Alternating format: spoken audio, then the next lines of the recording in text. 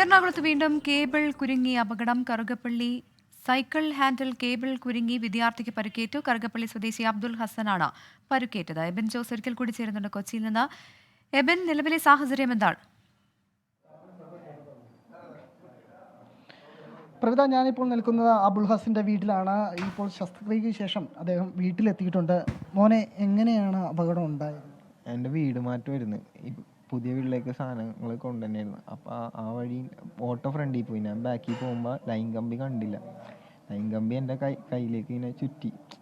ഹാൻഡിലില്ലേ, സൈക്കിളിൻ്റെ ഹാൻഡിൽ കയ്യിലും കൂടെ ചുറ്റി. മോതിരം ഉണ്ടായി കയ്യിൽ. അപ്പോൾ വലിഞ്ഞ് വീഴണ സമയത്ത് വലിഞ്ഞപ്പോൾ ഇതും ഇവിടെ മുതൽ ഇവിടം വരെയും എല്ല് കാണായിരുന്നു എനിക്ക്.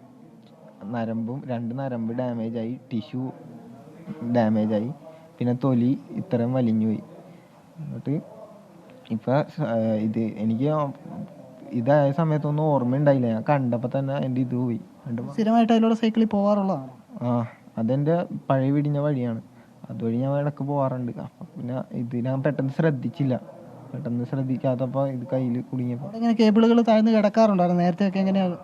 നേരത്തെ അവിടെയല്ല, കറുകപ്പള്ളി പല ഭാഗത്തും ഇങ്ങനെ കിടക്കാറുണ്ട്.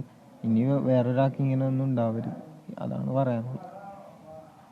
പ്രവിത, ഇതാണ് ഇപ്പോൾ ഇന്നലെയായിരുന്നു അപകടമുണ്ടായത്.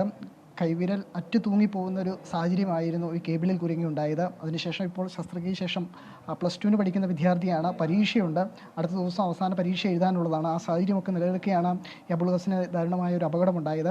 ഏതായാലും നേരത്തെ ഹൈക്കോടതി ഉൾപ്പെടെ ഈ കേബിൾ കുരുങ്ങിയുള്ള അപകടങ്ങൾ ആവർത്തിക്കപ്പെടുമ്പോൾ നിശിതമായ വിമർശനം ഉന്നയിച്ചതാണ്. എങ്കിൽ പോലും വീണ്ടും ആ പ്രശ്നങ്ങളൊന്നും പരിഹരിക്കപ്പെട്ടിട്ടില്ല എന്നുള്ളത് തന്നെയാണ് വീണ്ടും ഒരു അപകടം കറുകപ്പള്ളിയിൽ ഉണ്ടായതിൻ്റെ സാഹചര്യം. പ്രവിത.